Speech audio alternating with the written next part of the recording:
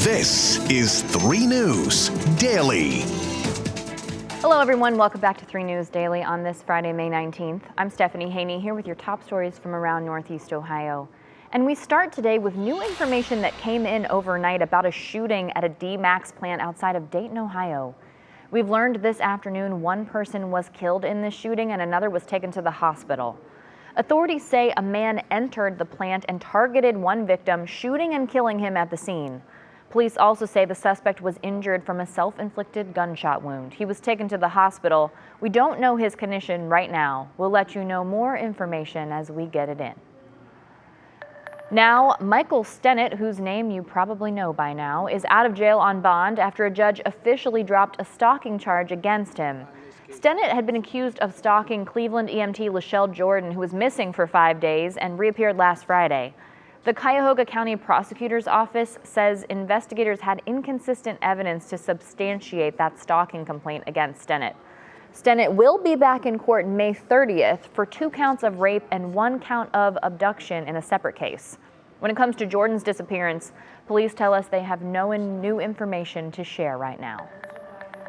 And this morning, 7 of the 11 suspects involved in an alleged car theft ring were in court for the first time. They are among the 11 men who were indicted earlier this week for stealing 86 high-end cars from dealerships across Northeast Ohio. The judge set their bond at $250,000 each, and they're under a no-contact order with the dealerships involved. Their next pretrial court date is May 30th at 9 a.m. Now, Northeast Ohio is known for its wineries, but early morning May frost can be a real problem for farms, especially fruit farms. And Ohio's wine country had one of those freezes this week. Photojournalist Carl Bachtel visited one winery to see how they're dealing with that. It's a loss. Yeah. And there's nothing you can do about it. It's what's done is done. Tracy Hunley is in mourning, in a way. That's one of the toughest things. So, I cried. Here at Hunley Cellars, Mother Nature dropped a blanket of frost on her newly budded vines. Some are okay. The Niagara, which is cold hardy. But for her less hardy Riesling and French hybrid vines, nothing could survive what happened last night. Tracy checked for damage. I got out here around 6:20 in the morning to buds that were fully frozen. Those buds, now shriveling in the May sunshine, are all that remains of the first shoots of 2023. But all is not lost. There is an opportunity for them to push secondaries, which we're hoping for. Which could mean lower grape yields, but any grapes that come from these vines would bring comfort. You work so hard and you pour your heart and soul and love. Farming's not just about money, it's about love, because trust me, people don't get into farming of any sort without having a love for it. In Thompson, Carl Bachtel, 3 News. And you hate to see that, and we hope that those come around for that second resurgence, but Tracy won't know the full extent of the damage to those vines until they fruit set. We are keeping our fingers crossed for good news there. But as of now, the winery is open for business and they've got plenty of lovely wine in the cellar that you can enjoy. Okay, let's talk education now. Major changes could be coming to Ohio's public colleges and universities. Ohio's Senate passed SB 83 on Wednesday. Now, if this becomes law, university staff and employees would be banned from striking. College students would be required to take certain history courses. Professor tenure would take bias into consideration, and a board of trustees' terms would be reduced from 9 years to 4 years. That's just some of the things in this bill. Ohio Republican Senator Jerry Serino sponsored it. Here's what he says about it. I've referred to this bill as a course correction in higher ed. We just need to make sure that the environment, and in addition to those great programs, that the environment is conducive to students being taught how to think, not what to think. And that's why I'm so much against indoctrination, as it has seeped into the curriculum in many areas around the state of Ohio. Now, that is his opinion. Democratic State Senator Kent Smith said this would be the worst assault on academic freedom that Ohio has ever seen. Now the bill goes to Ohio's House to be considered. All right, now as we look ahead to what's happening elsewhere in the news, the Cavaliers are asking for more public money for repairs at Rocket Mortgage FieldHouse. They want around $28 million to replace escalators and upgrade broadcasting equipment. Our Lynna, along with our partners at Signal Cleveland, report on what that could mean for taxpayers. Over again to a season.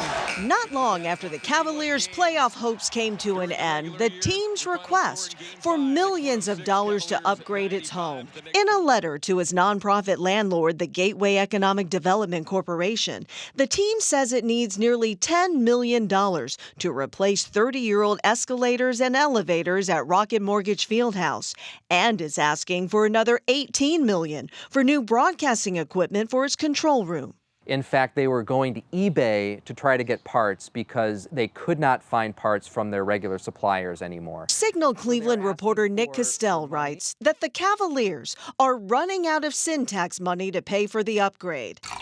Back in 1990, Cuyahoga County voters first approved the tax on alcohol and cigarettes to build a baseball stadium and basketball arena. The sin tax was renewed in 2014, giving each of the three sports teams $92 million for its facilities. Today, the Cavs only have $10 million left. The issue is that some public entity, I'm not saying who, it could be county, city, state, or some combination of those, is going to have to come up with the difference between $28 million and $10 million. But taxpayers might say, wait. In September 2019, Rocket Mortgage FieldHouse showed off a $185 million makeover.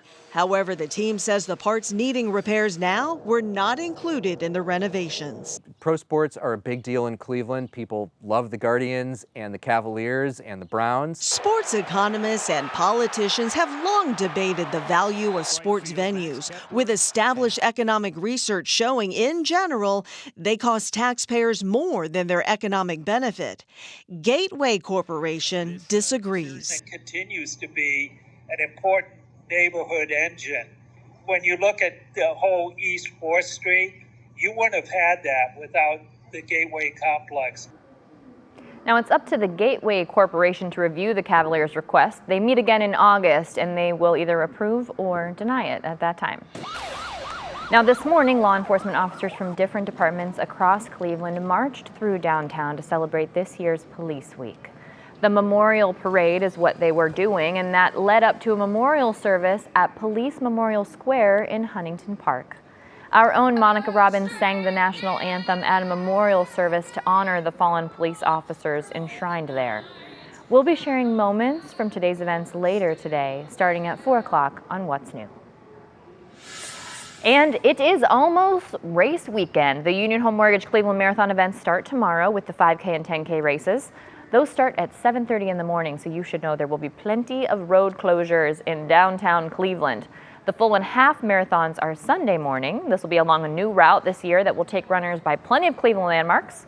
For a full list of road closures for both days this weekend, you can visit our website, WKYC.com. Also tomorrow kicks off the Cleveland Asian Festival. This is held over by the CSU campus. It's spotlighting Asian culture in Northeast Ohio. It's also meant to celebrate Asian Pacific American Heritage Month. There will be Asian cuisine and cultural performances, and familiar faces from 3 News will be there. Our Lynna Lai is hosting the festival on Saturday, and Isabel Lawrence will MC the events that are happening there on Sunday. So it's guaranteed to be a good time. Go ahead and head on out there and celebrate if you can. There is free parking near the CSU campus. All right, thanks for being with us for today's edition and all week long here on 3 News Daily, whether you're watching on WKYC Plus, on YouTube or Instagram, or listening on your favorite podcast platform. We appreciate you. We'll see you back here on Monday with more of your top stories from around Northeast Ohio. Have a beautiful weekend, everybody.